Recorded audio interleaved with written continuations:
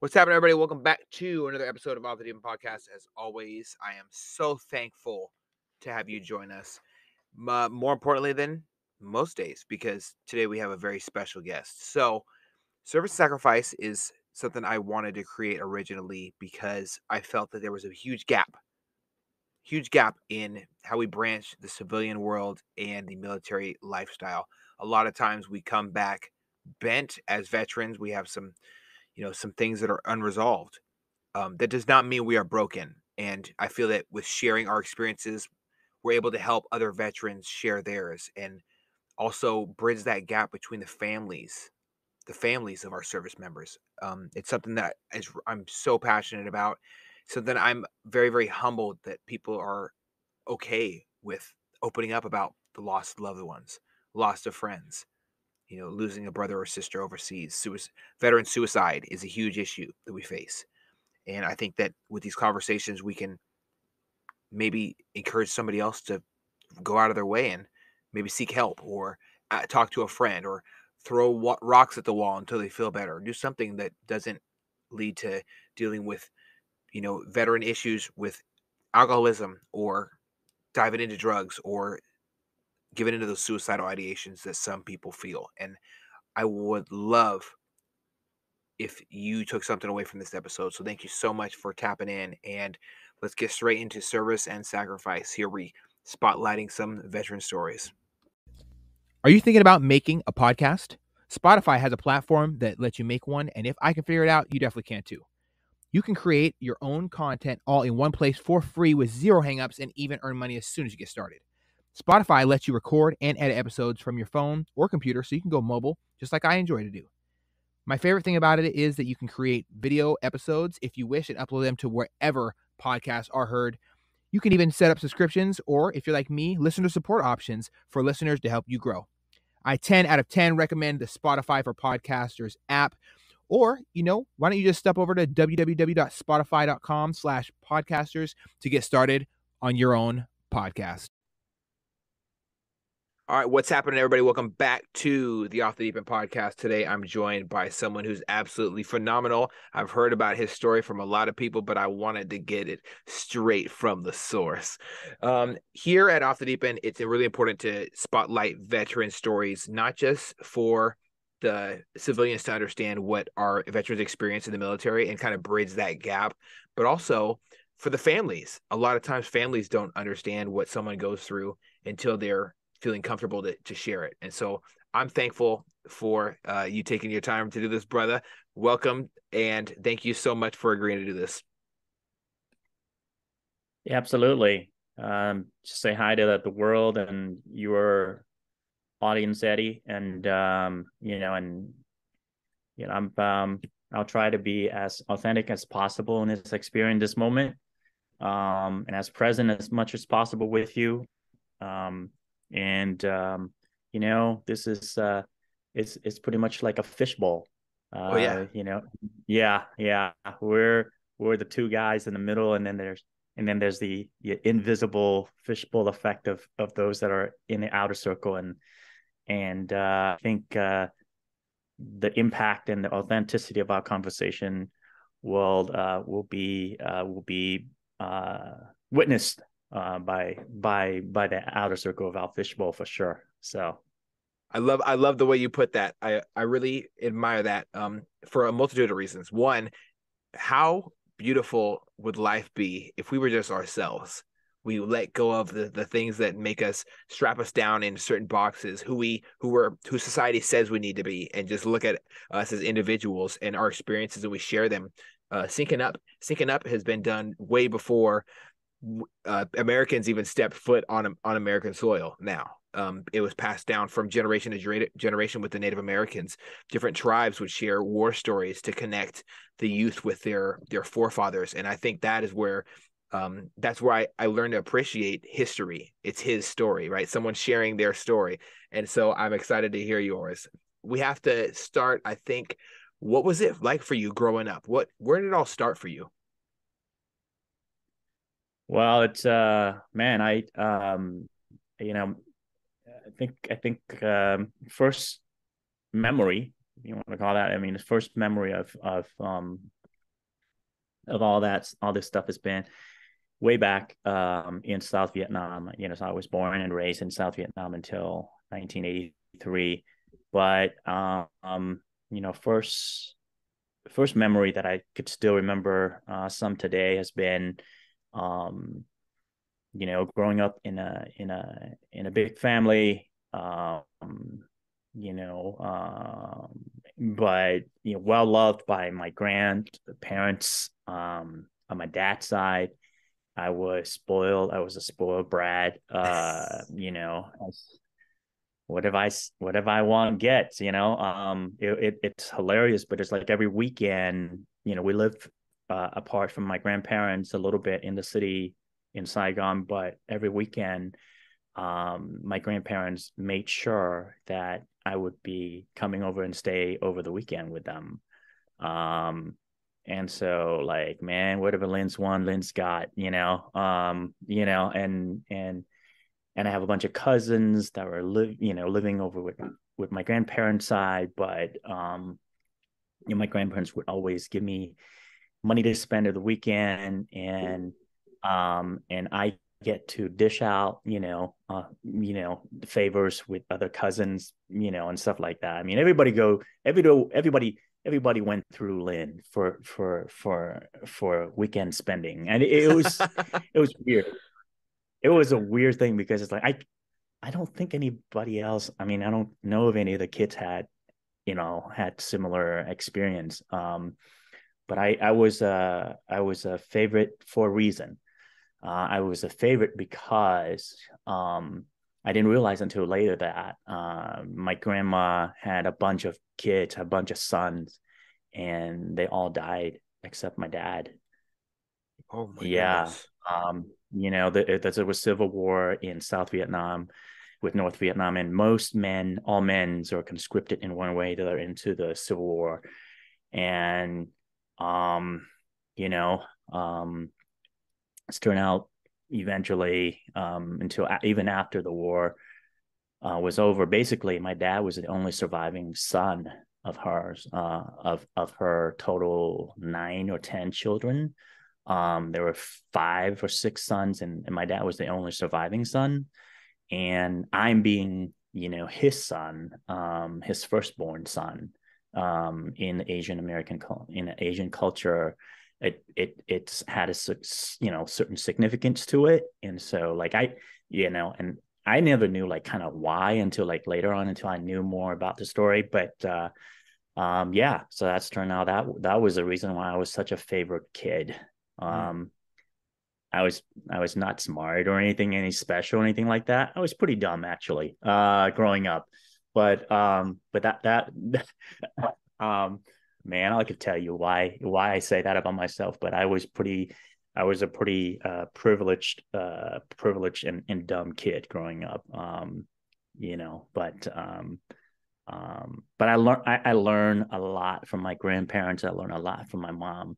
I think eventually as I grew up, I think I learned a lot of cool stuff and how to move around and be sort of like who I am, attributing a lot to the matriarchs in my family for sure. Mm. I know a foundation is very important for a child. As they grow, we want our children to be loved, nurtured, to feel loved, to feel heard, to feel like they have a voice, even though they should use that voice in a respectful nature. To There's so many different things we try to instill in our children. What are some of the standout Yeah. lessons that your grandparents instilled in you? Um, be humble. Uh, um, give first before receiving, expecting any, you know, give without expectation of anything of return. Mm. So not just not just my grandparents, but also my mom. Um, you could Another one would be around compassion and around giving is that you have if you operate in the world with an abundance mindset, you always have something to offer the world and to offer others. I love that. I absolutely love that. I wish I was able to meet them and learn some of Yeah. these things, because I think that when we have grandparents in our life. They have so many great things. I remember my grandpa used to sit and we'd watch movies, A Bridge Too Far, Black Hawk Down, and he is the number one person who explained to me the importance of people who would go above and beyond for their country and serve in the military. He helped me understand why my stepdad deployed after 9/11, how I need to kind of step up and be the man of the house, quote unquote, right? He really instilled a lot of values in me, whether it comes to serving others as well, Boy Scouts, volunteering, anything I could do to help other people, had sticking up against bullies, all these things that were taught to me. He really shoved down my throat at a young age. Like, listen, you have to eat this food whether you like it or not. So you might as well pretend you like it. So, I think one of my most fond memories of my grandparents were watching movies. Black Hawk Down. We talk about why I was getting so emotional at the end of it. And he'd ask me why I'm so sad, why I'm upset, because I wanted to be like them when I grew up. I wanted to be not die in war, not risk my life in war, but to be somebody who's willing to. And so I was able to kind of follow that path. What pathways after leaving in 1983 did you take? Yeah, no, I, well, the reason why we left Vietnam in 1983 was because we were granted political asylum to the United States because my dad was fighting on the losing side of the war. Mm, Um, and one of the most formative, couple of very formative men, as you said. I mean, you shared about how you know men of previous generation have shaped us in certain way, and then they don't necessarily be your dad, right? Your mm, actual dad, but it's like some other men of previous generation that give you or instill in you certain um, personalities that I can look up to.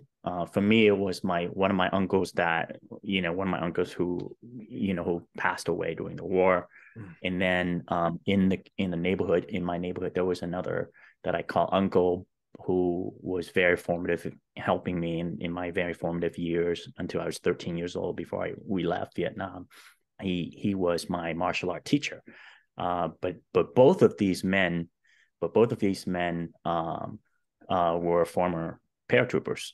And so, when I arrived in the United States, even though our family just restarted from everything and I had to learn English all over again and trying to make it and all that stuff and enrolling schools and high school and all that stuff.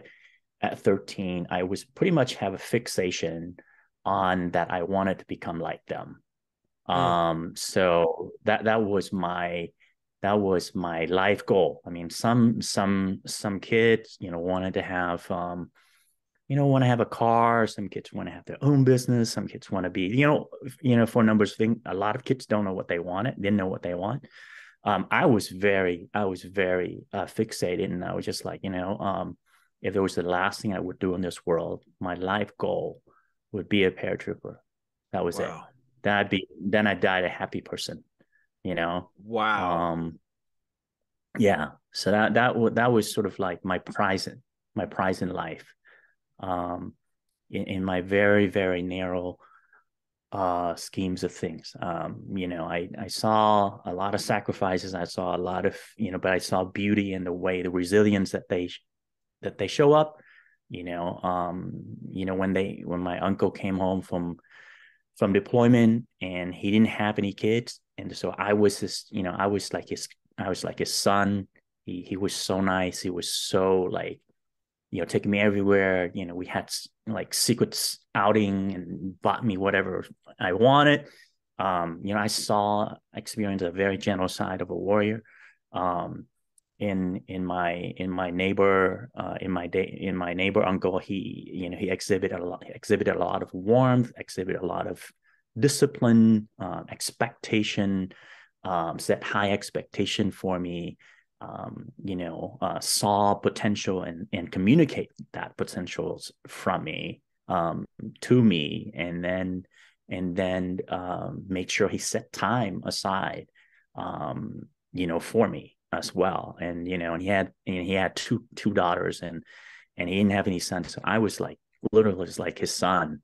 Um, we trained pretty hard, man, pretty hardcore, man. It was just like we're just neighbor, we're just 2 houses away, and it was just like 2 hours early in the morning, 2 hours at night, every day, nonstop for like 4 years straight. But he set the conditions in which that I was knowing how to train myself, give myself sort of like proper discipline. And so when I was in the United States, attending schools, I went to a recruiter. I remember went to a recruiter and said, it's just like, if I want to be a paratrooper, what do I need to prepare for?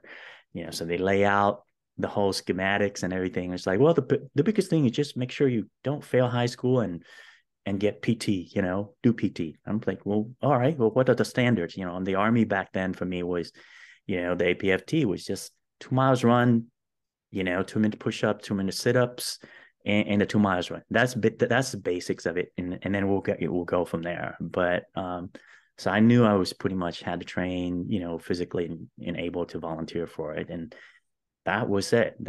Those are the two important figures in my life, male figures in my life, to sort of like set me on my trajectory. Wow.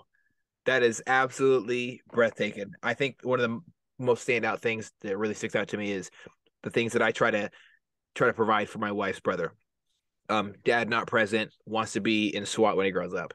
I don't know much about SWAT, but I do know where to find resources. I can bring him around police officers. I can bring him around sheriff deputies. I can bring him around people who operate with firearms in a safe, responsible environment, and talk about the four do nots, the four treat, never, keep, and also the every other asset that involves gun safety to help him understand the importance of not taking life. Creating the mindset at a young age of it's not when knowing when to shoot, it's when not to shoot. That's very, very important and vital in being a productive member of society. I try to get him around people who understand these. We try to do the workouts. I got a gym downstairs at my house, and every time he's here, he wants to be really serious about this, and I'm looking to ways to implement more structure. And I think I'm going to take a leaf out of your uncle's book and go after it with the morning and night, so that you're waking up and going to bed after thinking about your dreams and aspiring to be great every single day. I really admire that they took the time to do that with you. Yeah, and they have, and through that experience, it's adding on to the notions of giving, because certainly they have given much of themselves without knowing what the future might hold, right? And that was like also set me in a mindset to which you never know what kind of impact you might have in someone else's life. That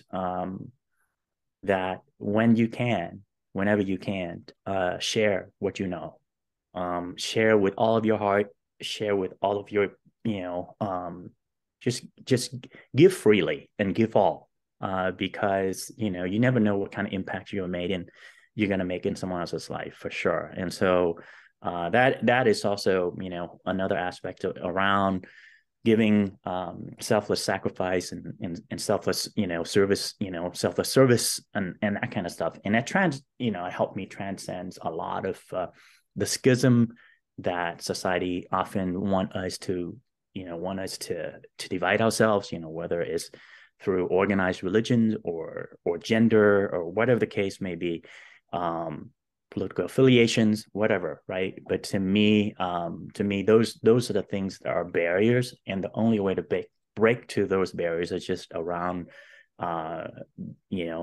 being genuine with each other, and the only way to break down those walls is just giving freely and giving what you got, to the others and for the others. And as it turned out, every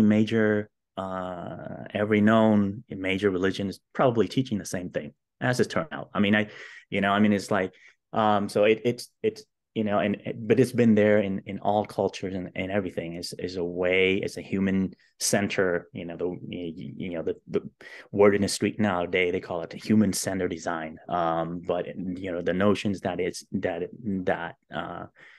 we are each other brothers keepers, all these notions that we have, in our warrior culture and our warrior ethos, all those things are important, importance in a way that be ready and freely and giving away stuff. And so, yeah, uh, that kept me straight for a while, but I had to be honest with you, Eddie. I mean, it sound as much as it sounded like I was a good kid, I wasn't. I had to confess that I was a bully in my neighborhood in my neighborhood in Vietnam.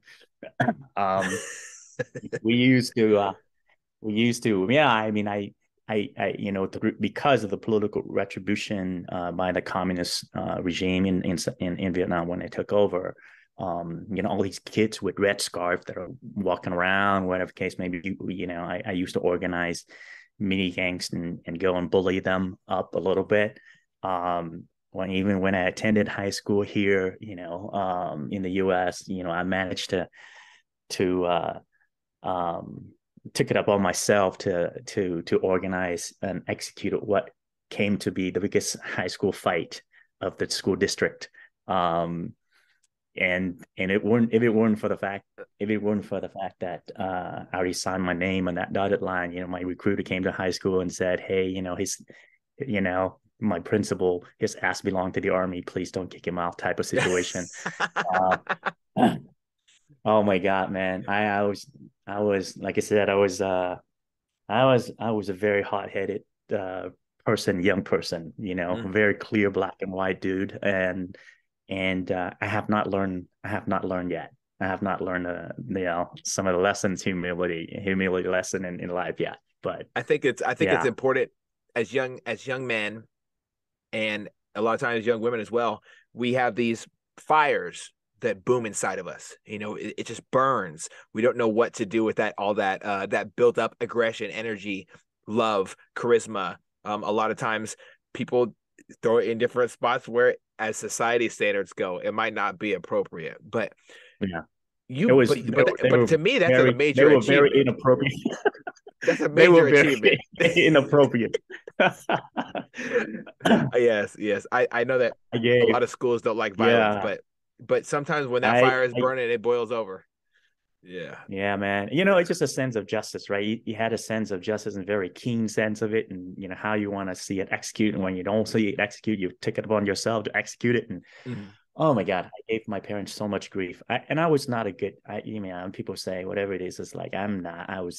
I'm not a good kid. I kept from my parents that I was going to join the army. My parents were like, "No, you would not join the army. We didn't come to the U.S., fought a war, and come to the U.S. so that you can join the army again." Um, and Man, I finished high school and I kept a secret from my parents. And when I walked out that door, the door of the day that we went to MAPS, my mom was like crying. Both my mom and dad were in tears. And my mom was like so angry. She was like, you walked out that door. You're not my son anymore. And I still Mm. walked. That I is still so walked. that really that gave me one chills, two, it resonated with me on a very deep level because it takes it takes a big sense of being able to remove oneself from how they want to be treated. Everybody wants their mom and dad to be excited for them and to love them and all these things. You walking out that door still because you were committed to um just being something part of something way bigger than who we are as human beings or who our family is. Even though we wear our last names on our uniforms, you took a step out that door, and my heart goes out to you because that's not something that a lot of people would be able to do. I don't know if I could, if my mom and my dad were crying and said that, I don't know if I'd walk out the door. You're a very, Yeah. very powerful Yeah. human being for that. Well, I don't know, man. It was like, I mean, that experience, I mean, so we've all been through trainings, tough training. We've all been through some really tough stuff. And, if you've never said, never uttered, these words, what the fuck am I doing here? It's like, then you have not been in the military, like Oh, just never. like never, right? And it was like, so I've had many of those, WTF, moments, and but it's like other, majority of other kids, other young men and women were just joining because, they got blessing from their parents, they got, or if they don't have, or if they made, or if they had to make these independent decisions, it was because they didn't have parents that would give them blessing, right? Um, for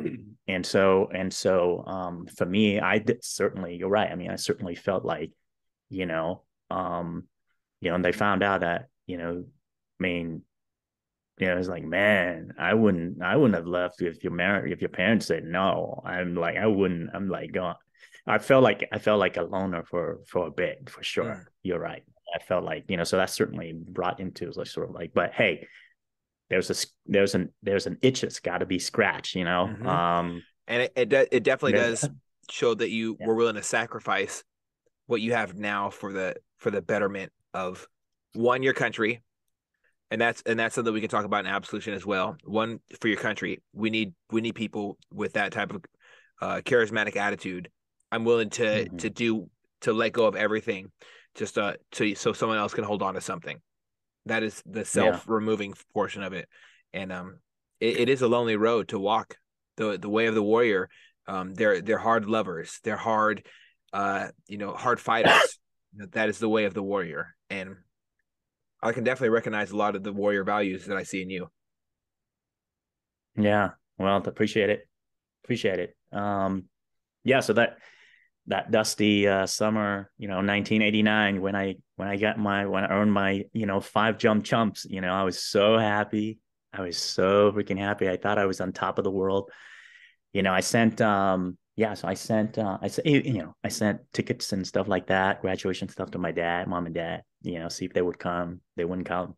They weren't going to give me the satisfaction. um I'm sure they were happy that I was doing okay and all that Mm-hmm. other stuff, but like they weren't gonna give me the satisfaction that I give in to you. um yeah, but it was on that dusty field in Fort Benning, Georgia, in the summer of 1989. I met my best friend, my brother of another mother, um my Mike Anderson, and he was of one of those kids who had to make the decision to join the military by himself, in the army by himself. He was a foster kid. Didn't quite know, didn't know who really his parents were, his birth parents were. um and so the army was his life, and he was very excited to find a family. um but yeah, and that's Dusty Field. We're seeing that also the kids and the parents are coming and whatever it is, and they pin on you wings and shit and all kind of stuff. It was just the two of us taking our sweet ass time, pulling our chute in and just slowly walk off the field by ourselves. That was it. Mm. We didn't have anybody to be over the stand to run to. So we just slowly just kind of just naturally, converge with each other and said hi and all that other stuff. And and and we became brothers, and we just had this pact that was, it's like, hey man, you watch my six, yeah, I'll watch your six. We became that two brothers that, later on, no matter what happened in assignments and separation and units and all that other stuff, we kept we always kept in touch. And um he became a family. He became family to me. And likewise, it was like we had so many sweet moments post graduation. Went to party, beat up some bikers, got chased by bikers back to post. It was just the two of us. I was not a good kid. That's what I'm saying. In and out of uniform. I was like 19, and him too, and it was just wild. Young bucks with wings on. We thought we could fly. We thought we could live forever. Mm. You know, um, yeah. When he went, he got assigned to a different unit. I got assigned to 173rd. Yeah, but as life has its way, eventually we eventually met, um, and deployed together, eventually. By that by this time I was out, away from the infantry, but got commissioned as an intel officer, and and eventually made my way. And he pulled, by this time he was a senior NCO. He was a Green Beret. He made himself into, part of, first SF group here in Lewis, in JBLM. And he said, "Hey man, hey Lynn, our intel guy got sick. Um, what if I can pull some shit and cut order for our captain, our major, to pull you over?" I'm like, "What the fuck, man? Come on, man. Yeah, let's do this shit." Right. Yeah. And yeah. So I was there. I basically, yeah, by this time I was the youngest, I made company command. I was the youngest company commander of the Pacific Theater, and I had some credential on me, into which he was able to make the case and pull my ass out of conventional army, and brought me over to hang out with him for a special deployment, with his team to Thailand. And so we hung out for a few months in Chiang Mai, North Chiang Mai. So unfortunately, in one of the border raids into, with the Thai military, into Laos, he took the bullet for me. So I lost my best friend in the world. Um, I had to bag him, tag him, and then get extraction. The helicopter extraction, um, and that was the last time I saw Mike. I think I was pretty angry, at that time in the army. Through his wisdom, was pull me out of assignment, send me back stateside, back here at Lewis, JPL, Fort Lewis, they call it back then. Um, you know, Gave me another company to run, but my heart was basically out. My heart was dead. Um, um, and so I get rescued by my future wife. We met, and fortunately, she gave me the ultimatum. It's like, hey, it's either me or the army, and I often tell everybody I chose wisely. So I turn in, yeah, I remember typed up my letter of resignation and went to my brigade commander and just said, hey, that's my time to go, sir. And he was like, I kind of felt that. I just didn't know when you're going to submit your letter. And I was like, I knew it was going to be soon. Um, I read your profile and all that shit. And I'm like going, well, I, well, it's today. And he was like, all right, well, let's set some shit, or just go over to the S1 shop and, we'll out processing you. Yeah. So that was how my adventure in the service ended. That was it was like fall of 1997. So a span of 10 years from 87 to 97. That was my time in service. So my two biggest, the two things that show up in my DD 214 would be like, my first stint was Operation Just Cause in Panama, and the bookend of it would be Desert Storm. So that was those are the two things that showed up. Everything else was just stuff. You know, Yeah. they call it, yeah, the army have an acronym, call it OTWA, Operations Other Than Wars. Um, as a line item with everything else. So, yeah, that was sort of like, yeah, that was the end of my time in the army. Well, there's a whole lot to unpack there. Well, for obvious reasons. One, I wanted to wish you the most sincere of condolences on the loss of your brother. I could not put in words what it feels like to even hear what you experienced. I couldn't imagine going through it yourself. And I love that you spoke about it for a lot of reasons. Mike Anderson doesn't have to just be gone. He can live in memory. You can vocalize what his smile looked like. You can talk about your favorite experiences with him. You guys getting into fights when you're 19 years old, and you gravitating towards him after your ceremony when you graduated Airborne school. I love that, and I think there's true beauty to be found in how we look at how we create relationships over the years, and you and him having that special those special moments. It really stands out to me, man. You have my most sincere condolences. You know, the people that sign up and go overseas, a lot of the times, but people back home don't grasp what is really on the other end. They see some pictures here or there. We show them the cool stuff. They get to see all the gadgets, the guns, of course. They get to see the ships. They get to see the tanks. They get to see this is what I look like. Oh, I took a little. I posed with a Humvee. I remember looking at my dad's deployment book and looking through all his pictures and all his friends, and he had a difficult time talking about him for a lot of reasons because he lost friends overseas. There's a lot that goes into how we recover from an incident like that.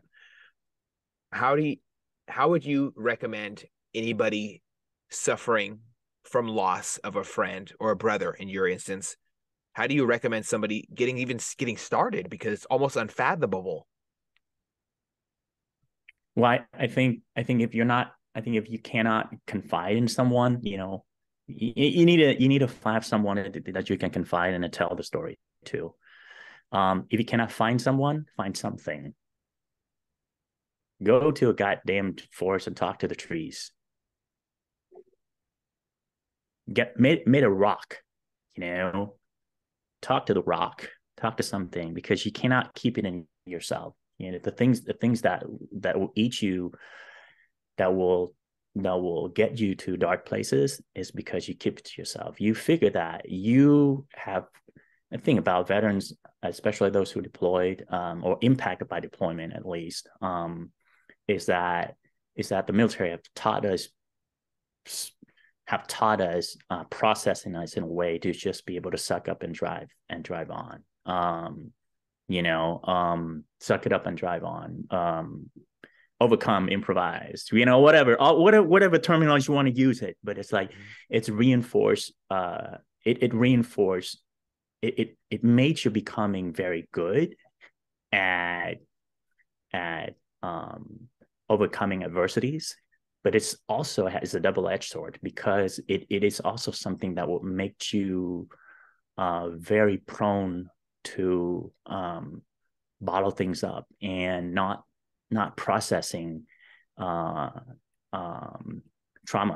Then traumas oftentimes don't have to be physical traumas, because people can deal a lot better with physical traumas. It's the emotional traumas that is very messy.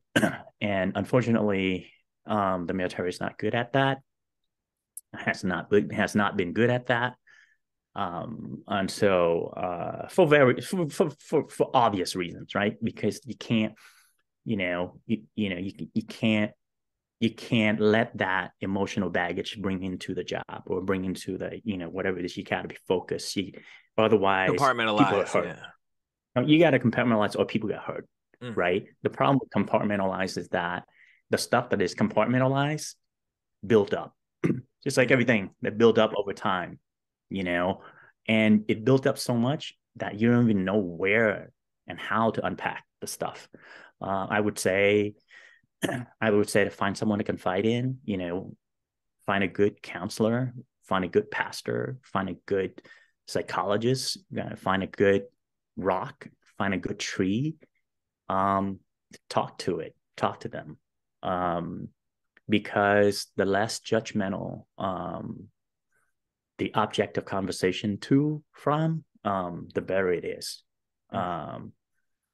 Yeah, I mean, that's one of the reasons why I know that many veterans love nature.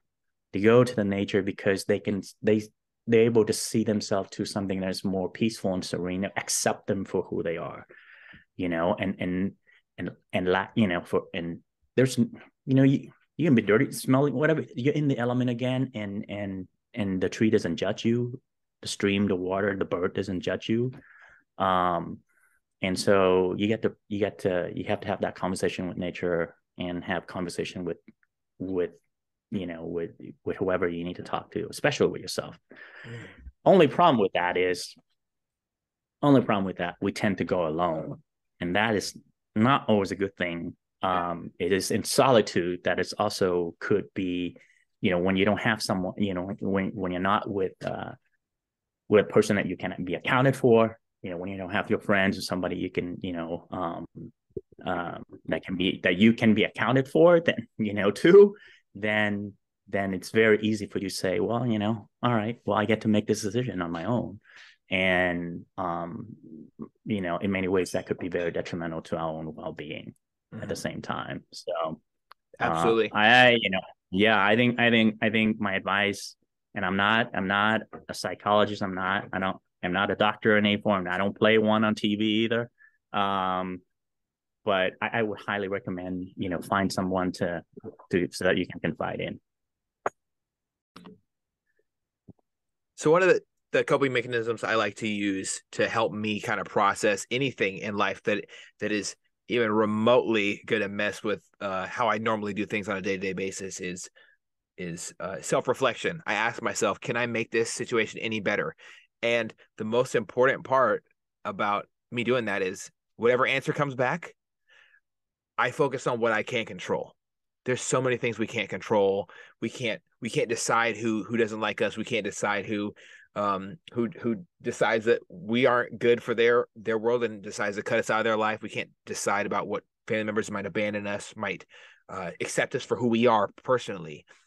We can't decide where we get deployed to, and we definitely can't decide when the aircraft carrier is not going to break down right off the coast of Iraq, leaving us exposed to the Iranian military. So we can't all decide all these things, but I like to focus on what I can control. And usually it's my actions, my words, and how I react to people telling me what my words made them feel. I try to focus on those three things. There's many times where us in the venture community, and I hope you can agree with this as well, that we feel like we have to save the world and we just cannot, or that we feel like we are personally super powerful when we have things literally falling apart on us. Like tearing my shoulder was not something I didn't want to accept it. I could still start jujitsu on Tuesday when I was supposed to sign up. It's fine. It's just a labral and a completely destroyed ligament. I could start, and it was hard for me to accept I cannot. I didn't want to let go of the things I could control. So I think it's very healthy to practice controlling what you can, your breathing. Like you said, go out in nature, control your environment, your setting. Turn off the Facebook, turn off the Instagram, unplug and heal. I think that is one of my favorite things to do when I'm feeling under, the glooms, man, because there's so many times where the world can seem it's an avalanche or just a tidal wave of everything that could go wrong in your life. How you look at that is really important. So that's something I definitely value. Yeah, no, I agree with you, man. In every situation, I ask myself, what is it that I can get out of? Like, what can I lose? What is the one thing that, or what is the one thing that I could gain out of the situation? What is that one thing I could get out of? What lesson, what item, what benefit, whatever you want to call it, what's in it for me? And once I name that thing, and if I can get that thing, and that's it. And then everything else is negotiable. Everything else could be lost, and I will still be okay. And I will still be okay. And it doesn't have to be big. It doesn't have to be big. And one of the things that I like to do for myself when I don't get to go out to nature and all that stuff, or when I feel my energy or my field of world is a little bit on shaky ground, or I feel like other vibration is, too much negative vibration, either generated by me or from others to me. I think one of the things that I learned um as the trade, as in the trade we often did, was like, for me, it was a ruck march. I would put on my ruck. I still have my ruck. So once in a while, just put my ruck on, put my boots on, just walk. I love that. I think movement is life to me. It's been that Movement. way for so Yeah. long. Just any movement, go out, just move. If you Right. get a sedentary And lifestyle, will eat you move in up. a way, yeah, and move in a way that will ground us. Move in a way that will remind every fiber in your body that this is you, like me and me, right? This is a conversation I need to have with me and me. And every I need to feel my feet. I need to feel every step. I need to feel how the joint works. And I get to hear that guy who's like, man, this hurts, and like be able to tune out, even with noises around, and be able to be focused and center.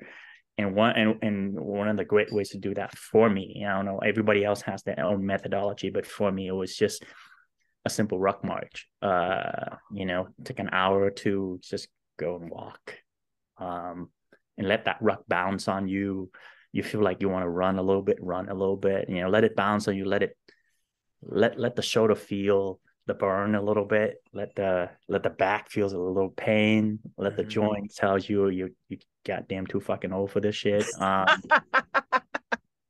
you know it's great because it's grounded me, and it would be like saying, yeah, but I get to make one more step.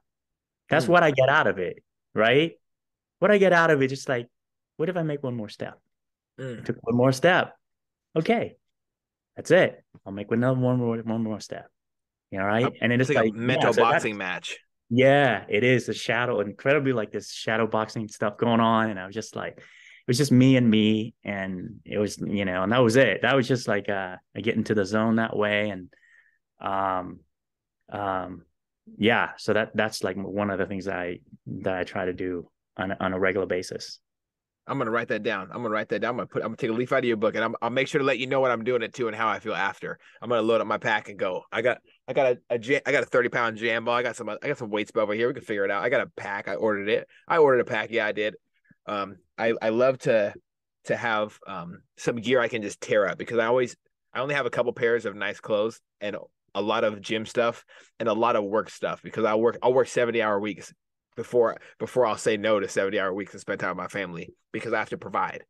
But every now and then I like to go out there and tear it up in the wilderness, and just to live life. So I definitely bought myself a shooting outfit where I go up in the snow, I go up in the woods, whatever, and I'm able to lay down in the dirt and not care, and just breathe and be a part of nature. Focus on just one thing. Put a little piece of lead into a piece of steel, or into a pumpkin that I just used, because I'm going to help it decompose properly in nature. And then I pick up grass or trash, my brass, and then I leave. I'm able to take from nature what doesn't belong, get something out of nature, and also throw something at something I want to throw something at, and get out that frustration, the rage. I know that you happen to love doing things out in nature, and you're also a huge giver. What is the one thing that you've been doing quite a bit over the past few years, helping with? I think it's the Mission Continues or something like that. I might have paid attention a little bit. Tell me about the Mission Continues.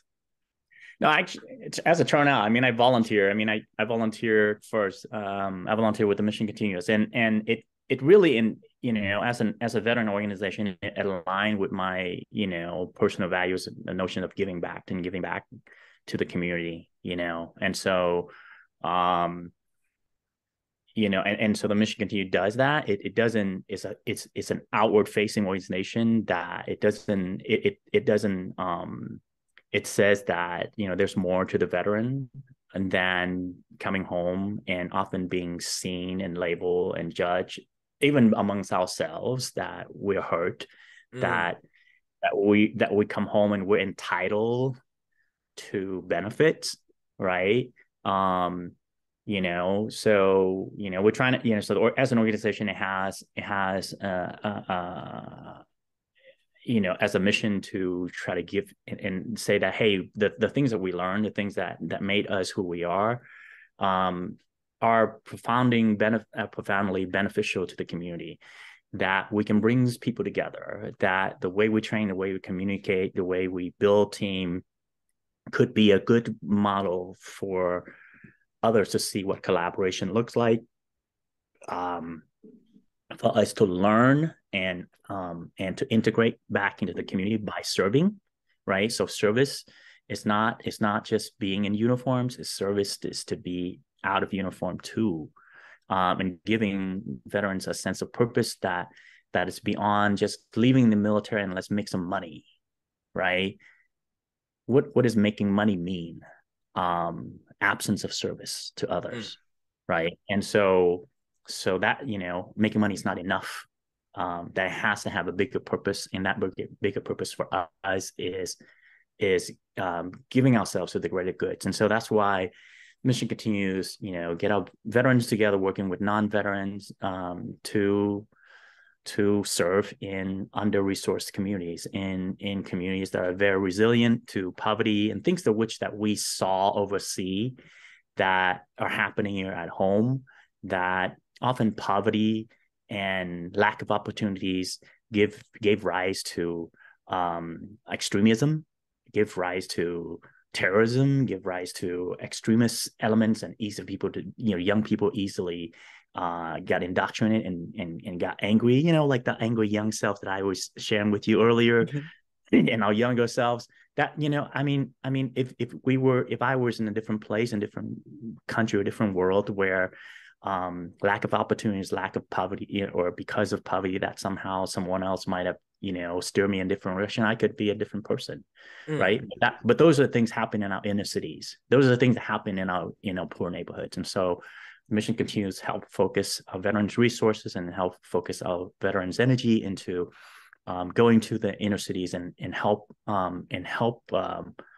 support, not be the white saviors, right? Not be this, capitalist saviors, not being the American saviors, whatever it is. But we're trying to be in there to lend our hands and lend our voices to work side by side with community organizers and community leaders already doing that, so that we can learn from each other, but collaborate and hopefully create a better future for those young ones, for those who are in that community. So I volunteered first for a couple of years, but the reason why I found out about the Michigan Continuum as I volunteered was because by this time,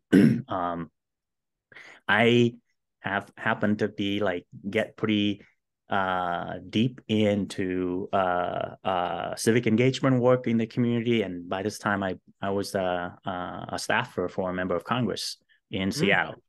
So I became like the first person in my family to work in U.S. Congress, and so part of my portfolio was to connect and understand and engage with the veterans community more. So that's how I reached out and find out about Mission Continuum and volunteered with that organization first. And when I left my work at the congressional office, I became a staff, so I became a full-time employee for the Mission Continuum, trying to coach, mentor, build, elevate veteran voices all over the country, to engage in that in community engagement work. So that was the Mission Continues. Well, I really love what you just said there. You had, a lot of times we think about the government, we don't think about anything positive at all. A lot of us say, oh, government, you got Donald Trump, Joe Biden, and the guy was before him, Obama, and then you got the guy before him, and the guy. We don't think about the beautiful things that people at our local levels, something we can actually affect change with at our local levels, want to be branching out in the veteran community. They want to deal with the homeless crisis that is flagrant, just exploding throughout Seattle area, and how we deal with it, how we help people by providing them resources, by providing the youth hope, by going to a playground and seeing it clean. This is a nice place. This is where a mom can take their child and create memories. Safe places aren't something that, it's used like all the time. the word safe place, but having a real safe place can change a child's life. Not having to worry about poverty, not having to worry about judgment, not having to worry about bullies, gangs, violence, gun issues, all these things. We can all do our part, and I think that the Mission Continues is definitely doing a great job with that. I see the park cleanups. I know a couple people that are members, and I admire what where their heart is, because it's directed towards helping others, just as yours is. One of the things that I really, really would like to ask and know, what is your favorite part about helping other people? You feel that you felt you accomplished something. Mm. That that that like I said, I mean, it's like you never know what impact you're gonna make. Right? And it's like as an organization and as an organization, we're always trying to measure impacts, right? But here's a what I call it, a strange dichotomy is that, or a no, a strange thing is that, what, whatever impacts, whatever things we're trying to measure, they're not really measured. Mm. The things that is most the things that is so strange is that that the truest measure of your impact is when you're no longer there. That Wow. you're not there to witness it, Mm-hmm. right? Yes. So the impact of the Mission Continues will not be truly felt until it is no longer an organization. It's gone. It served its purpose for whatever reason. It's gone.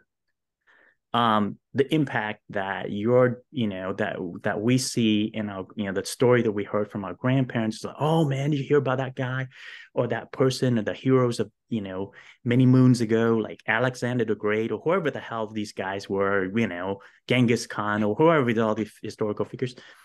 The reason why, at the time that they're living, yeah, they made impact, but they're not lasting impacts. The lasting impact is when they're gone, no longer being there to bear witness to the fruits of your labor, right? And so to me, that is a strange dichotomy. And one of the things I often heard a lot of veterans in my connection and engagement with them is like they're very frustrated about coming back and see the things that are happening at home. People are angry, people will get polarized. It's like they question their their service, and come back and see all this crap that's going on and dilapidated schools and whatever. They felt that their time in service was wasted. I said, no, I mean, you can look at it that way, but here's a strange thing. Here's the strangest thing, right? You could look at that as the vast majority of American public. The reason why they're acting that way is because they're privileged. Like they're privileged to the fact that they didn't know what we were doing. And because we did such a good job collectively, right? And all these guys and gals who are, our younger brothers and sisters who are like manning the wall somewhere, and some of this stuff somewhere, like the world will never know, and the world should not know, and the world should be privileged. And Absolutely. because we've done such a good job of it, the world is just acting like they didn't know what we were doing. Mm. And Ignorance. because Ignorance is right, bliss. ignorance, but that meant that we did good. Mm. That means that you did good. Don't be angry. Be happy. Like I love this quote from Sun Tzu, from not from Sun Tzu, but from Lao Tzu. Right? It's like we often quote some Western great philosophers, but I love Lao Tzu. Lao Tzu is considered to be the founding father of Taoism, in coming out of China. Okay. And he said this great thing about leadership. And I'll paraphrase it, but you can search on this quote, and it's like, he said, leadership is when it's all said and done, the people would have said, we did it. Not the leader. The people. The people recognize, but it is the leader. The leader's job is to corral, to bring people together, empower them, let them realize their own power, and became the glue that brought people together and together make create an impact and a lasting impact for themselves, Yes. not giving to them, right? Right? Not giving to them, but they did it themselves. And to me, like that is like I love that philosophy is because then people are truly understood and utilize their own power. They are Mm. not being empowered, right? But they have understood and finally understood their own sense of being their own power and then used in a way collaboratively together to make a lasting impact together, right? And so you don't need to put someone out on the pedestal. The leader will just step back into the background and not being recognized at all. And that is like I love that aspect. So it's like, so like, to me, the way I measure impact, the way I see it, the way I want it to have impact is one I get to see, I get to be the observer and step back and watch the impact being made because of my contribution. All the while, everybody else would not have said Lynn had something to do with it. Eddie wouldn't have anything to do with it. Oh, because of Eddie, this happened. Or because of Lynn, this happened. No, they would have said, oh, we did it. Mm. And you get to be the objective observer and watch how it got done. Because absence of us, it wouldn't have got done. And it got done. And people would have just moved on as if you weren't there in the first place. That is, to me, that's how lasting impact is being made. Wow. Wow, there's so many lessons of direct wisdom that you just provided, man. I really hope that I'm gonna have to listen back to this. I'm gonna have to take some more notes because I took a lot of notes so far. I always like to grasp an idea of who you are, what you stand for, without saying it. Right, the messages behind your words, the things that you don't tell me that your story just reaches out and slaps me in the face with. That is astronomical. The idea of who are you once you're removed. That is what leadership is once you're removed completely. And how are they doing? It broke my heart to hear that my sailors were having struggles once I left a leadership position in the military, and to hear the stories and to touch about them and try to figure out where they could go, where they can affect change when it's their turn to be a leader.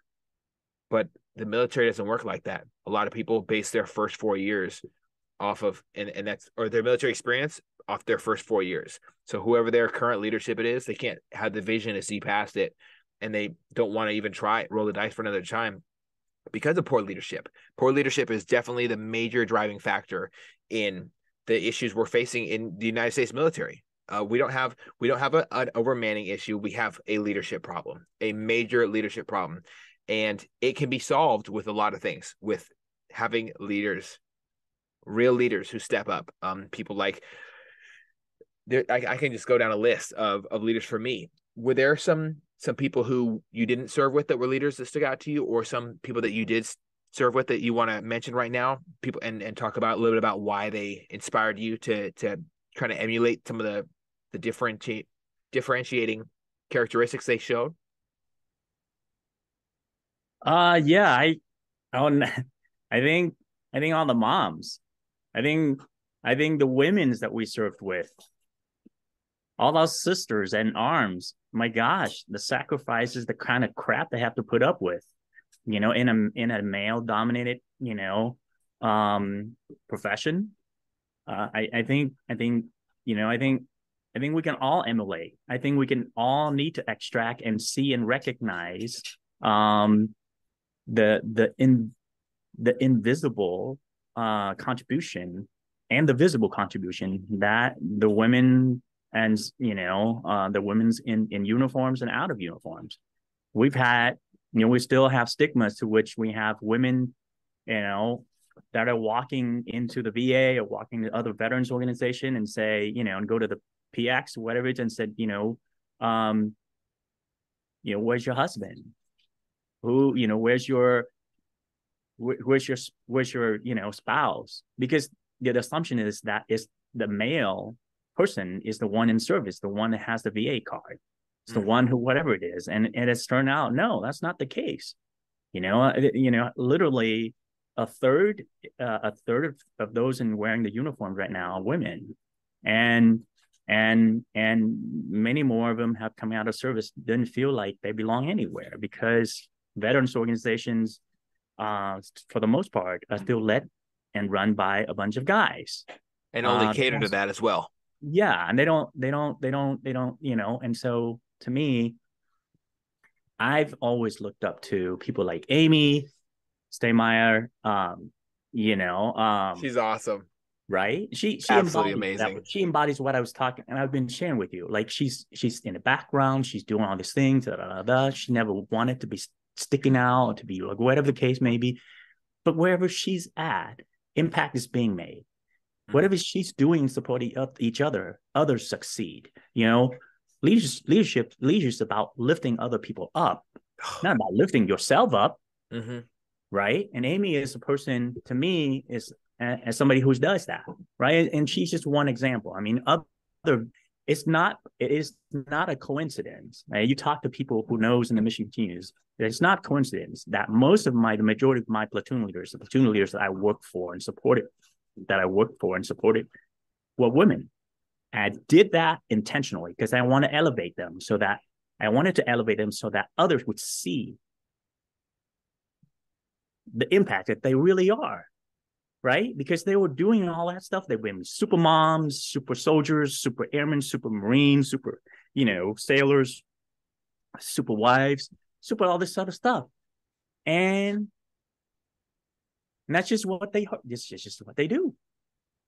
Right. So to me, like that would be it. Right.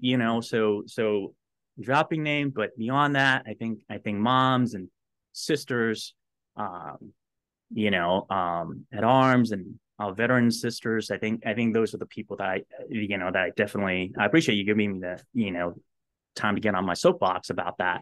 But they are truly need to somebody that we all need to take pause and, the next time you feel like, the next time all of the guys, feel like they urge to step up and say something, is to take a pause, learn to practice the pause. And one of the ways to practice the pause is practice the pause of having this need and want to step up and be the first to say something or to do something. And to practice that pause and to be like the women in your lives, because they have been practicing that pause to let you step up and be the first guy, to be the first one to say something and do something. And then whatever mistake you get to make, they get to cover that shit for you to make you shine. Practice the reverse order. Practice that pause. Step back. Let the women step forward. Encourage and provide an environment, and safe and open and environment for them to step forward. And whatever mistakes they get to make, you get to cover, and you get to protect, you get to fix, you get to whatever it is, so that they get the shot. Do the things to which they have done for us all these thousands and thousands of years. Do the thing in reverse. Mm. I love that. That is something that's huge. I think you're absolutely right.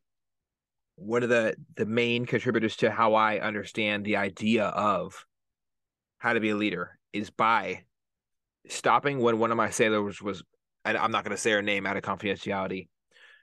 I saw her crying in the hallway, in the P-way is what they call them on a ship. But now I'm in the real world and I call it a hallway. So I was walking in the hallway and I saw this young lady crying. This is someone who's only a couple years younger than me, but to me, as a leader, these were people I would stick up for. These are people I would defend from being abused by poor leadership, uh, stop them from being sexually harassed, whatever needed to be done at that point. And seeing as a young sailor cry, I asked her what's going on. She's like, I miss my son so much I can't even take it anymore. And I'm like, it really hit me like a ton of bricks. This person birthed another human being. I could not imagine being separated from my child and serving. Like, what more could you give? You already created life. That's pretty huge. I don't know about you, but I can't do that. So doing that is gigantic to me. And now we have somebody who is separated from their child while serving the military. They literally pushed a baby out of their body. I cannot imagine the type of mental fortitude it takes to continue the day-to-day activities, let alone be more than a couple miles away from my child. That's gonna be. I'm gonna be honest. When I have babies next year, it's gonna be hard for me to leave my children. I really love the idea of being a present father and a present parent, and I know that the ladies who serve in our nation's military are as well. It is a huge thing to be a mother. It is even more to be a mother in the military. So shout out to all you moms out there. I have so much love and appreciation for you. You are literally show the example of what strength, mental fortitude, dexterity, and selfless sacrifice looks like. So shout out to the moms out there. 100% agree with you, Lynn. Yeah, man. Courage, oftentimes in the military, we talk about courage as a physical, and show up in form of physical courage. No, man. It's when you became an NCO, when you became like officers and all that stuff, it's moral courage, right? It's mental courage, it's moral courage, it's psychological courage, whatever you want to label it, right? It's not physical. Right. Even when you go to spec ops world, and everybody, as soon as you go to spec ops world, so what do? They didn't care about, they're just stressing the hell out of you. They're just stressing your body out is to get to your psychological strength.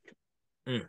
Right. It's about your mental fortitude. Right. Pulling back the layers. Exactly. Right. They weed out the weak is by definition, the weak in the mind, not weak in the body, And it's like, and as you can see, and if our spec ops community have clearly say that be more like the women, and it's not an aha moment for you, then you're just dumb as a rock, and you shouldn't be anywhere in that community, and for all those right reasons, And I was like, luckily it's been an epiphany for me, and if you talk to me, you talk to anybody else, like I've always, I use my platform, I use whatever pedestal anybody have given me at any moment in time to talk up the women in my lives, and talking to women's and everybody's self.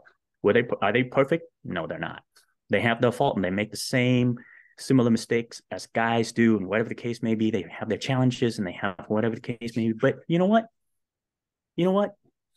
Let them shine. Support them. Yes, absolutely, brother. I love that. Yeah, because they've been supporting us all this time. If you're a real man, you support your women. 100%. And I try to emulate that exact ideology when it comes to my wife. Every time I see her do something, it just blows me away. And I've been like this. I've been her biggest fan since I don't even know. I've been her biggest fan forever. Everything she does, whether it's hair school, getting her real estate license, her telling me that she wants me to be the father of her children, all these, I want to be her biggest fan, her biggest supporter in all she does. And if she ever feels like I'm not supporting her, I try to make a way to do it. I can definitely say that I can do a much better job of practicing the pause and letting her shine. I think I subconsciously overshadow subconsciously and also consciously, now that I know about it, overshadow the greatness that she tries to show the world when I try to explain the greatness she shows the world. So I really can't sit here and say how amazing she is. I would just tell people to go look at her Instagram, see what she does on a day-to-day basis. And I can talk about what she's done for me. Making my meals when I was doing bodybuilding. When I'm working 70-hour weeks and eating my meals in escalator grease, when I get home, I'm pretty burnt out. I almost crashed my car a bunch of times headed to work. I'm in an elevator trade, so I'm eating on top of elevators, eating while I'm in an escalator. I'm just shoving food in my face. I would have never been able to accomplish that if it wasn't for my amazing wife taking time out of her day after work to make my food. I wouldn't be here in the military and be even able to be conscious while my father was dying when I was deployed, and she held his hand for 3 days, didn't even leave the hospital. She did that for me. I don't even know if I could do that as a human being. I would go take a shower or something. She stayed there at the hospital for 3 days. Our women are capable of such selfless sacrifice. It's almost embedded in their nature. And I think we are men of action. Usually we have a genetic disposition to act. Go.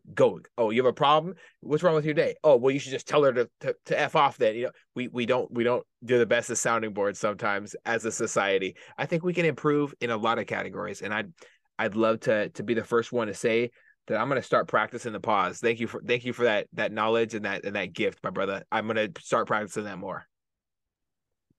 Well, sure. I mean, if I can convince one more brother to practice the pause for your women in my life, in your life, then you know, my mission is accomplished. You know, Hell yeah. yeah. Hell yeah. Absolutely. Well, kind of one thing that I wanted to know before we kind of wrap up, I have to know, what would you say is one of the number one issues facing the veteran community, and how do we work to solve it? Just off the top of your head, because for me, last year I lost 24 friends, 23 of which were veterans to suicide. I think that's a major issue, and there's many ways we can approach it as a team, as a group, as a society, as Americans, as human beings. We can approach how we deal with mental health in America better. But that's just one issue. There's homelessness. There's there's so many things. What is one of the things that we face in the veteran community here, and how do we approach it in your opinion? In my estimation, the veterans community um, is still being looked at by society as worthy to listen to. That we because of our experience, we just want to solve stuff. We're problem solvers, and we're problem solvers in a way that we're not partisan, right? That whatever your political affiliation that you might have or we're going to be different. Mm-hmm. Yeah. But because of our experience, guess what? We're going to be willing to listen to each other. Or we're not willing Yes. to, right? And we're not willing to, that I'm not gonna treat you like an enemy because I know you're not my enemy, Mm-hmm. right? And you're not gonna treat me like an enemy because I'm not your enemy. We we're just two different cats, you know.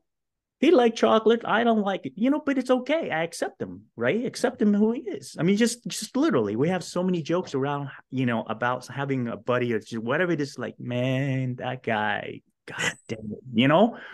But he's one. That's it, right? Mm-hmm. He's kooky, whatever the case. But we serve together, so I'm going to give him the benefit of the doubt, right? And so Mm-hmm. for me, I think a very important issue that we could continue to serve our country and serve each other and serve our community and serve our society well. I think one thing is that our veterans still don't know what your civic duty responsibilities are.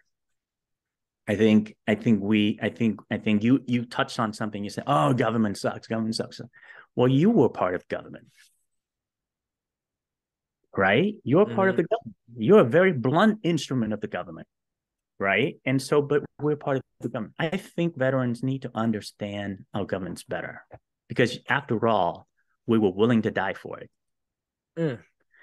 We could memorize the goddamn FM manuals up to the yin yang, but most veterans I know have not read through the Constitution. Oh boy. Most veterans I know have not understood the way the three branches of government works. I don't want I asked my brother and sister not, if you don't want to be in that world, that's fine, but you need to understand your government. Mm-hmm. You need to understand that you're the boss of that government. Now Yes. that you're not a part of the branch anymore, you are the citizen, and as a citizens, we are the bosses of our government. Yes. We the people. Yeah, be a smart boss, right? Absolutely. Be a smart Uh-huh. boss, right? You don't have to become an elected leader if you don't want to, but be a smart boss. Ask the right questions. Ask your employees right questions. Ask the potential employees. These are people who come and want to get your vote, whatever it's. And it's because our voice is so important that other people in society still listen to us as a voice of reason, as they have differential treatment to veterans because we put our life on the line, a selfless service, Mm. right? And so they listen to our opinion. So when some kooky person is about to get everybody going to the deep end about something, you say, hold on a minute here. You're just whipping people up emotionally for no good reason, whether you're left, right. Okay. This is how I wouldn't want that to be person who leads me into battle. Mm. You would be a terrible person to ask of us to sacrifice. Because that's emotion. It's an emotional response. It's an emotional response, right? The reason why we train so well so that we will come to a situation of life and death. We take out the emotional response and we look at the problem, we see, assess situation, what we're going to be capable to do right now, act, move on, make another Mm. cycle of decisions again, right? And all Yeah. these things, they taught us in all this way so that we can continue to function in a high stress environment. So we are, society, veterans and those men and women are buying the rest of society time. They put on a uniform, they're serving out there, they're dying and hurting out there, is to buy everybody else time. Time to understand, time to elect, time to put effective governments together so that if and when they ask us to go die somewhere, it would have been something that is worthy and something that is good, something that is necessary. So as veterans, the way that if you want your brothers and sisters right now who wear the uniforms and go out there and hurting and dying for the right reason, you need to be the ones. Your next mission, your next mantle, your next mission in life is to make sure we have a functional, good, effective governments. Mm. Most basic thing I would ask our brothers and sisters out there, please go read the Constitution. It's very short, easy to read, okay? And don't stop at the Second Amendment or don't stop at the First Amendment, because that's what the politicians wanted us to be, is to get wrapped up in our heads, right? And become enemies of each other, whether you're on the first or the second. I'm going to ask you right now, Eddie, how many amendments there are in the Constitution? 13. No, sir. No, man. Oh, man. I'm gonna be honest. I haven't read the Constitution in years. I I know. know, right? I could. I know the first, the second, and the fourth, and I live them. I live them every single. Everybody take the fifth all the time. And when people Yes, say, and the "No, I'm going fifth to is take the fifth," it's the the plead Fifth the fifth. Amendment, Yes, Lord. right? I haven't read the Constitution in 2 years, and I have a few TBIs, and I'm super dyslexic. So you know what? I'm gonna write it down. I haven't. I have Have it read usually to you. every year. I Yeah, spend a month, learning about different aspects of yeah, yeah. how the Constitution was created and things like that. So I'm gonna write it down. Read, My annual training's yeah, up. man. Read it, have it read to you. I don't care how you learn it. There's different learning modal out there, just like whatever it is, you know, understand it. Mm. Because the Constitution, whatever differences we may have, Mm-hmm. whether your belief system, you believe one God, two gods, a bunch of gods, no gods, doesn't matter. We were all governed under one law. And the foundation of that law is the Constitution of the United States. Yes, Lord. If you Absolutely. don't understand the one law that governs the rest of our lives, we have a problem, Eddie. Okay. And as veterans, it'll behoove upon us, because we're still one of those groups in society is still revered by the population, by society. Now it's incumbent upon us to understand and expect and lead, bring people together, and lead in a way that would demand and work toward better governance, and the rest of shit will fix it by itself. The leadership problem will be fixed. Mm. I really do admire that. I just want to say that there's 33 amendments to the Constitution as of today. I just double checked. So I'll be deep diving into every single one of them. You just gave me some homework, and I do appreciate you asking me, because, well, for a multitude of reasons. One, it's super important to find out new information that you are completely oblivious of previously. Two, it's always important that you have a foundation. So a U.S. Constitution, part of being an American in this country is understanding the foundation we have here. We can't build extremely tall buildings with weak constitutions. It doesn't work. We don't have great, super tall, powerful human beings with great spirits and great leadership without a foundation. We have to have that foundation. Our grandpas gave us that foundation. So thank you for reminding me. I love that you put me on the spot and I messed it up. I'm gonna look it up. I'm gonna look it up tonight. I'm probably gonna do some homework, and I'll let you know some of the most important ones that I see that there are. You're right. We shouldn't just stop at the first. Here's a clue for you. Uh, Here's a clue for you, Eddie. They're all equal. yes.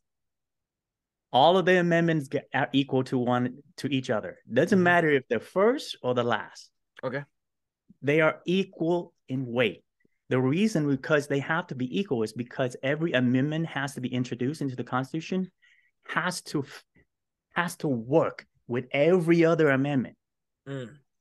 Like it has to fit in with the Constitution, and every aspect of that Constitution, it becomes the Constitution, and the Constitution becomes it. So the 15th or the 16th or the 17th or the 18th or the 19th is just as important as the first one. They're equal in weight. It's not chronological. They're chronological was because they became introduced and they passed into the part of the Constitution. It got amended. The Constitution got amended, basically. Right? And so it doesn't mean first mean number one. Second, it doesn't mean you got the silver, prize, right? It's not like that. It's just that the first set were 10. And then it got through, the next time that we ended up having the amendment set of amendments, it took us to the Civil War. It took us killing each other as brothers for us to introduce and pass another set of amendments into the Constitution. It's insane to think of it that way, right? But it is, but they're all equally important. And the 14th Amendment was surrounding getting rid of slavery, correct? Yes, sir. The 14th and the 15th. And right, and the 15th, unfortunately, the 15th Amendment, unfortunately, the 14th and 15th, the 13th, 14th, 15th Amendment, ended slavery and, all this other stuff. Unfortunately, it didn't go far enough. And that's why, after the 15th Amendment, it came the period of Jim Crow, the segregation. 100%. Right? And I think you bring up segregation. It is Black History Month, so I think it's important to touch on this. Yes. Well, every month to me is Black History Month. Every month is every History Month because everybody who has ever been involved in America has developed its culture. Every single buddy. One of my favorite things to talk about. Black history, Black History Month, Black history have been a part of this foundation of this story of America before it was a nation. Yes, Lord, absolutely, I completely agree with you. Before we're a nation, Black history has been involved in the colonies, in the slave trades, and all this other stuff that is before the founding of this nation. Black history is definitely American history. Yes, it is. It is 100%. And I wish people. It's a world history. Black history is world history. Yes. Right? We get. How many times do they put out? Right. Black history is world history. It's gone back to the birth of the human civilization. If the scientists and everything have gone back to the genome and said that, trace back to the first known ever, primate that got on 2 feet and walked, was in Africa. Black history is world history. Our genes is connected to Africa, the continent of Africa itself. Black history is world history. It's human history. It's not even just American history. That's how far back we need to go and recognize that. I love how you said that, because it is definitely true. I know that when my family's roots got explained to me by my father's side, he's like, yeah, our roots trace all the way back to the Zulu tribe in Africa. And I'm like, wow, that's amazing. I plan on doing one of those 23andMe things, and actually trace my roots in the very near future. And I'm super excited to share with the world like what I find out, because I know that my mom's side is very, very, they don't know what's going on over there. They really don't. All right. I know I got the Zulu tribe on one side, and then on the other side of my heritage, I have no idea. But I can't wait to learn more about it. I'm excited for you, brother. Yeah, absolutely, man. One thing I like to say about what you brought up is the importance of understanding rights, and the importance of understanding our place in America as veterans, and how do we continue the mission, I would say, in a sly way right there. How do we continue the mission here? by being bipartisan, by being looking for the greater good, by removing emotion and acting in a way that's going to help other people. I think it's important that we do that. And I've tried to, I got to be honest, back in 2020, there are a lot of political jokes to make. So I put up some memes, but I really do hope that me personally, I can make an impact in other people and help them realize that your local governments are where you're going to solve most of your problems, not at a federal level. That is all the way almost 3,000 miles away to Washington D.C. from where we're at. So that's not going to necessarily help you all the time. They fix Get different you things. even know your Different, mayor. yeah, different level of government fix different things. You know, Uh-huh. it's like your M4 and your sidearm is the most important, unique, like something that is important to you now. But if you gotta go to, you know, get a howitzer to solve a problem, it's a little bit further out, right? Require a Mm-hmm. little bit more stuff, right? And you know, Yeah. finally get to, you know, freaking, you know, F-22 to send a, you know, a missile somewhere. That's another level, right?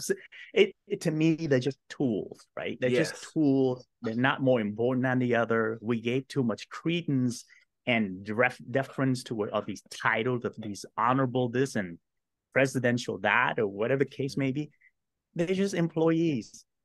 They're temporary employees at best, that we collectively gave them our power. We gave them our power, Eddie. Mm. They don't have inherent power. They're not superhumans. They make stupid mistakes. They walk on 2 feet. They eat and shit. They sleep, and they require rest, and they need to have good, you know, mental rest and psychological. And they are easily influenced by external and internal factors, just like all of us. Mm. They are only as good as we let them be. 100%. They're only as good as we coach them to be. Mm. If we don't teach them to be good employees, if we don't train our employees to be good employees, how are they going to be good employees, Eddie? They don't know how. They're going to invent shit on their own.